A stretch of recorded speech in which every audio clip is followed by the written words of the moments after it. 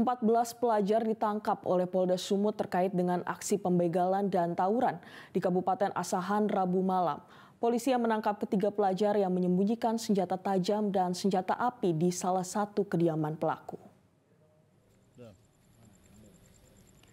Dua tersangka membuang senjata tajam di kawasan semak-semak, sedangkan pelaku lain menyembunyikan barang bukti di rumah. Hasilnya pelaku menemukan sejumlah kelewang dan senjata api sebagai senjata aksi kriminal jalanan.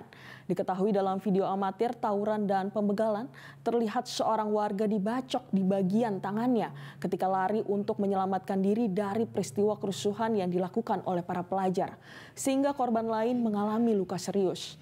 Menurut Kabid Humas Polda Sumut Kombes Pol Hadi Wahyudi, terkait dengan 14 pelajar yang ditangkap masih didalami untuk proses penyelidikan.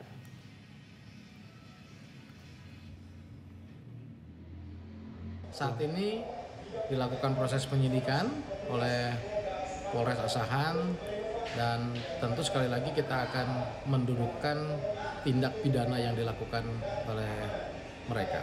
Kalau motifnya, Pak, sampai dilakukan mereka tawuran. Jadi antar dua kelompok geng motor terlibat tawuran, kemudian ada salah satu yang menjadi. Jelajahi cara baru mendapatkan informasi. Download Metro TV Extend sekarang.